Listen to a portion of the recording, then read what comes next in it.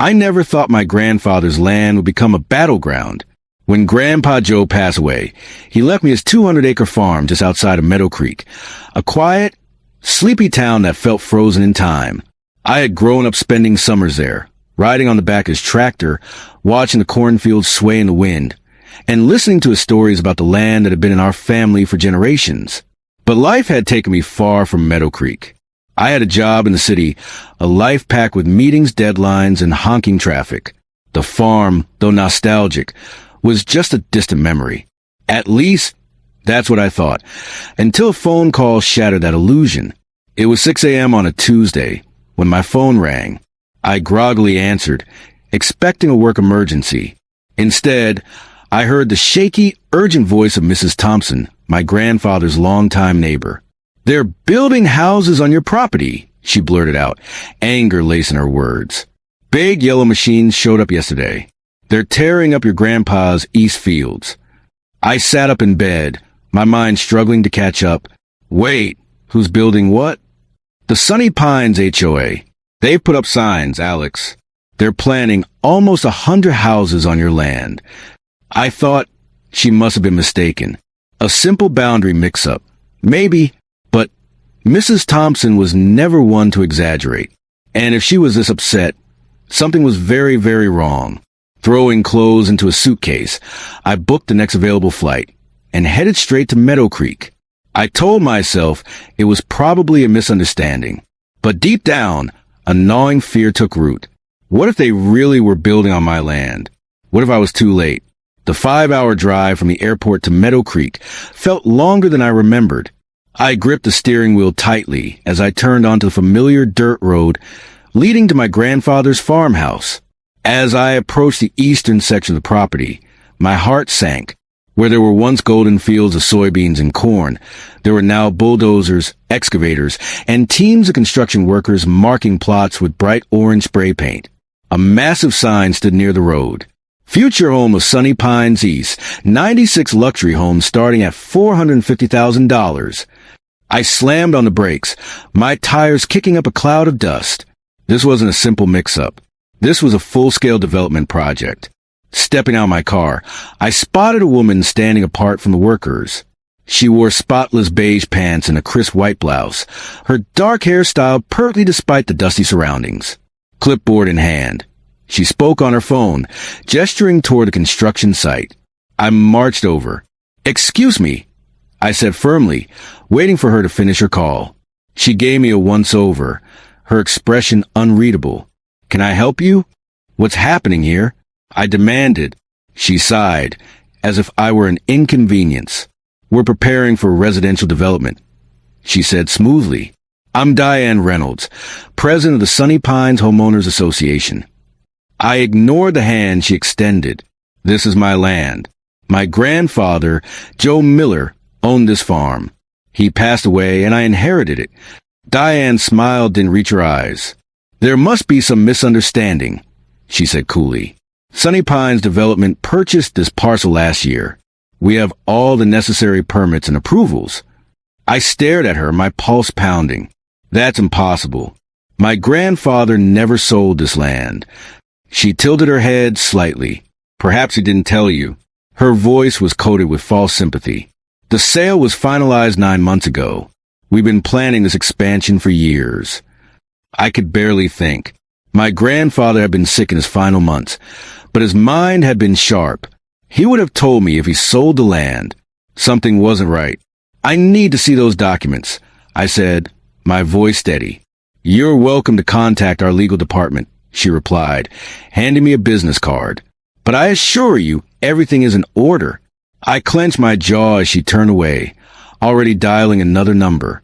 Behind her, machines continued to tear into the soil that had been in my family for generations. Back at the farmhouse, Mrs. Thompson was waiting for me on the porch with a pitcher of iced tea and a worried expression. "They started showing up with measuring tools about 3 months ago," she explained. "Your grandpa was furious. He kept saying they had no right, that they were trying to steal what wasn't theirs." I swallowed hard. "Did he ever mention selling any land?" "Never," she said firmly. "Joe swore this farm would stay in your family forever." A knot tightened in my stomach. My grandfather had known something was wrong. He had tried to stop them, but he'd been too sick in his final days. And now it was up to me. I knew where I needed to look. Grandpa's office had remained untouched since his death. The small room smelled of pipe tobacco and old books. Every shelf was stuffed with farming almanacs, family photo albums, and decades of careful records. I began my search, pulling open filing cabinets, sifting through paperwork. Hours passed. Night fell. My eyes burned from reading faded documents by lamplight. Just as I was about to give up, I noticed something. A loose floorboard under the desk. I pressed down with my foot. It shifted slightly. Kneeling down, I pried it open with a letter opener. Inside the hidden compartment was a small metal box. I pulled it out, my fingers shaking. A key hung from a nail on the underside of the desk. With a deep breath, I unlocked the box. Inside were my grandfather's most important documents. The deed to the farm, his will, naming me as the sole heir, several old property surveys, and at the bottom, a sealed envelope with my name on it. I tore it open, my hands trembling. If you're reading this, then someone's trying to take what's ours. I swallowed hard as I read his words. He had seen this coming. He explained that developers had been eyeing his land for years. They had tried to pressure him into selling, but he always refused. In his final months, a man from Sunny Pines had visited him repeatedly, bringing different papers each time. I never signed away my land, he wrote. If they say I did, it's a lie. Look at the original survey from 1910 and compare it to what's recorded at the county now. The truth is in the boundaries. I dug deeper into the box and pulled out the survey from 1910. My grandfather's land wasn't 200 acres. It was 280 acres. The records had been altered. I spread the documents across the kitchen table, comparing the old surveys with the county's current records. My pulse quickened as the truth became clear. Over the decades, the eastern boundary had been shifted piece by piece. A small easement adjustment here, a clerical error there. It wasn't just the land under construction. 20 existing homes and the HOA's clubhouse were built on my property. This wasn't a misunderstanding. This was fraud. And Diane Reynolds had just walked right into my trap. The next morning, I sat outside Walter Franklin's law office, gripping a folder stuffed with my grandfather's original surveys and land deeds. Walter was the only property lawyer in Meadow Creek. His secretary had raised an eyebrow when I demanded an emergency appointment.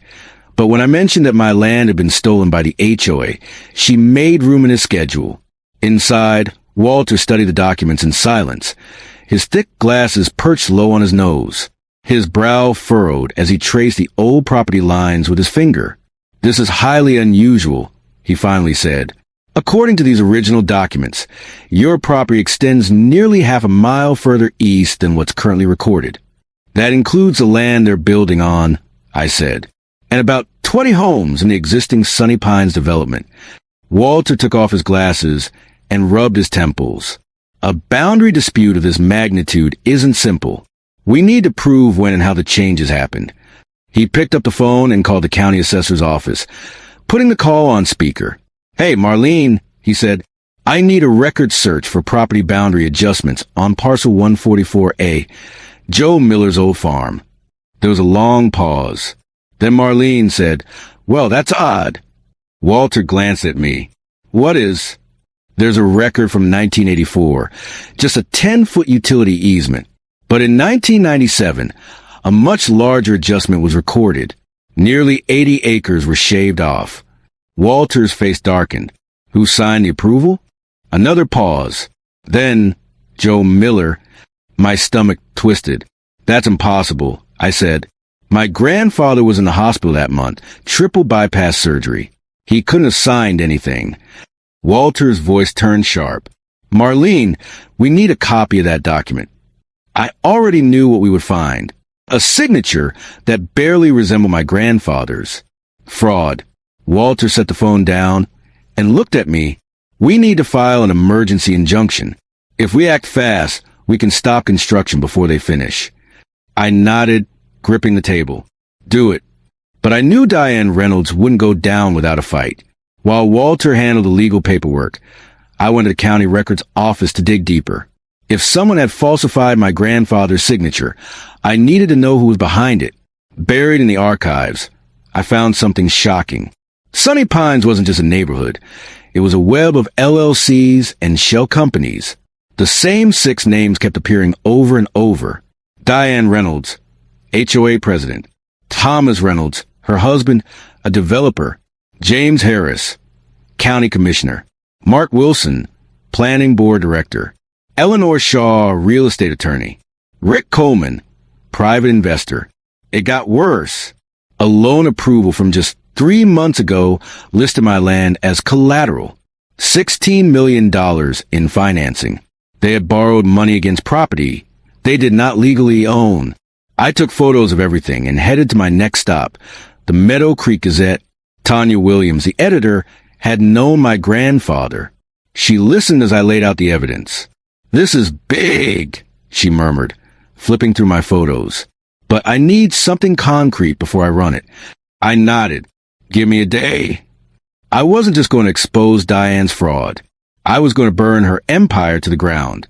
Diane struck first. That night, I woke to the sound of engines. Bright lights flooded through my bedroom window. I stumbled to the porch. 3 white SUVs with Sunny Pine security logos blocked my driveway. A man in a uniform stepped forward and handed me an envelope. "Cease and desist," he said flatly.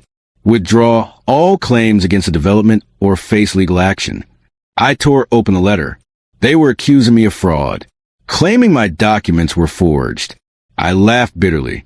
"You can't be serious." The man shrugged, just delivering the message. Then he turned back toward the SUV. And that's when I saw the concrete blocks. They had blocked my driveway overnight. "You can't do this," I said. "Actually," the guard replied, "according to county records, this driveway crosses Sunny Pines common areas. We're within our rights to control access." I clenched my fists. I was trapped on my own land. My phone rang. "Diane." "Good morning, dear," she cooed. "Enjoying the view?" "You're insane," I spat. She laughed. "You don't get it, do you? The county commissioner plays golf with my husband. The building inspector's daughter works for my real estate company. By tomorrow, your farmhouse will have 15 code violations. Your water will be shut off due to maintenance issues. Contractors won't return your calls. This isn't a legal battle. It's small-town politics." "You're breaking the law," I said. "It's only illegal if you can prove it," she replied smoothly. "Now, be reasonable. Sign over the disputed acres, and I'll make this all go away." I gritted my teeth. "Not happening." She sighed. "Shame. You have until tomorrow." Then she hung up. I looked at the security vehicles, the blocked driveway, the storm that was coming. But Diane had underestimated me. I wasn't just some outsider. I was my grandfather's grandson, and I wasn't backing down. I needed allies. I started knocking on doors. At first, people were hesitant. But when I showed them my property documents, everything changed. Sarah Jenkins, whose garden was ripped out by the HOA, invited me inside. "Diane, find us for planting tomatoes," she said, hand shaking. $500. The Patels had spent $3,000 fighting an HOA rule that banned porch swings. The Johnsons weren't allowed to paint their front door any color but beige. I didn't realize how many people hate her. I muttered. Trevor Martinez nodded. "It's not just the rules. It's how she enforces them. Some people get warnings. Others get immediate fines. There's no fairness." I took a deep breath. What if we fought back? By sunset, I had 27 families ready to stand with me. I called Walter. "Can we legally form a competing HOA?" "Yes," he said. "On your land, absolutely." "Good," I said. Diane thought she had power. She was about to lose everything. The next night, I walked into the Sunny Pines Community Center, a folder in hand. Nearly 100 homeowners filled the room. Diane stood at the front, flashing a fake smile. "Welcome, everyone." I cut her off. "I need to speak." "We'll take questions later," she said sweetly. This can't wait. I stepped onto the stage. My name is Alex Morgan. My grandfather owned Willow Creek Farm, the land you're standing on. Murmurs rippled through the crowd. I pulled out the surveys. These legal documents prove that Sunny Pines was built on stolen land. Gasps. I turned to Diane. And that includes your house, Diane. The room erupted. Diane went pale.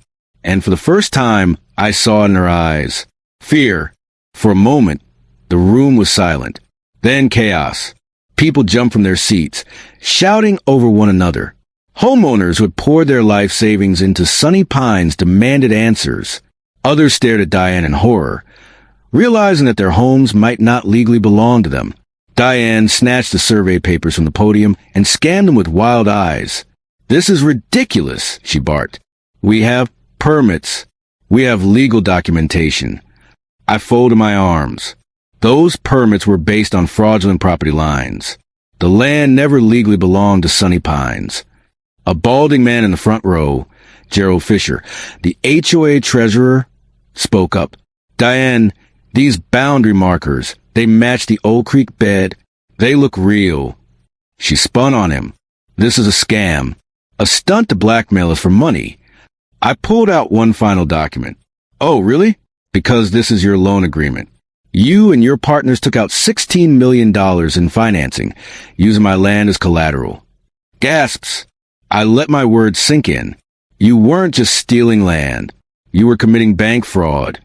Diane's lips parted, but no words came out. For the first time, she looked trapped. Diane stormed toward the exit. But I wasn't done. Leaving so soon? I called. "I think you want to hear what Gerald has to say." The HOA treasurer shifted uncomfortably. I had spoken to him the night before, and he had shown me something big. Years of suspicious transactions in the HOA's financial records. "I've been keeping the books for 7 years, Gerald said, standing. His voice wavered. "Something's wrong." He turned to the crowd. "Last year, we were charged $400,000 for road repairs. But I checked the contractor invoices. The work only cost half that." Murmurs. Gerald continued. "The remaining money was funneled into a company called Sunshine Consulting, LLC. I held up another document. Sunshine Consulting, LLC is owned by Diane's son-in-law. The room erupted. People who had been Diane's most loyal supporters turned on her. A woman in the back shouted, "Where's all our money, Diane?" A man in a suit shook his head. "We pay HOA dues every month. You were stealing from us." Diane took a step back, eyes darting around the room like a cornered animal. I leaned in. "Your house is on my land. Your money trail is exposed. And now, your own people are turning against you." For the first time, she looked truly afraid, because she knew this was the end. The next day, I filed a lawsuit against Diane and her associates for fraudulent land acquisition and financial mismanagement. But that wasn't all. The homeowners of Sunny Pines, the same people Diane had bullied for years, had had enough. That night, I hosted a meeting in the local high school auditorium. I laid out my plan. Form a competing homeowners association. No corruption. No abuse of power. A fair, transparent community. Legally transfer property deeds to existing homeowners. No one would lose their house due to Diane's fraud. Redesign the new development to protect the land. Smaller homes, more green space, and no more legal wetlands destruction. The vote was nearly unanimous. Diane's HOA was dissolved. And Sunny Pines? It now belonged to the people. Diane's downfall was swift. With the community and local media against her, her powerful friends abandoned her. The police raided her office, uncovering dozens of financial crimes. 3 weeks later, she was arrested for embezzlement and fraudulently altering county records. James Harris, the county commissioner, forced to resign. Thomas Reynolds, her husband, sued by multiple homeowners. By the time it was over, Diane had lost everything. Her house, her power, her reputation. She had spent years ruling Sunny Pines like a dictator. Now, she was just another criminal. 1 year later, I stood on my grandfather's porch, watching kids ride their bikes past houses with doors painted every color of the rainbow. No more HOA fines. No more corrupt leadership. Just a community working together. Behind me, my grandfather's farmhouse had been transformed into the new community center, a place for meetings, celebrations, and classes. I had fought to protect his land. Now it was protected forever. Mrs. Thompson joined me, handing me a glass of lemonade. "Your grandfather will be proud," she said. I smiled. "I hope so." In the distance, I saw the newly protected wetlands. No bulldozers. No destruction. Just nature thriving. And in that moment, I realized something. Diane had tried to steal my land, but in the end, she had given me something far more valuable. A purpose, a community, a legacy, and the knowledge that no matter how powerful corruption seems, it will always, eventually, fall. Power built on lies will always crumble. Diane and her corrupt HOA thought they were untouchable. They stole land, manipulated records, and bullied homeowners. But greed always leaves a paper trail. And when the truth comes out, no amount of power can save you. This wasn't just about stopping a land grab. It was about standing up for what's right, fighting back against abuse, and proving that when good people refuse to be bullied, they can take back what's theirs, one battle at a time.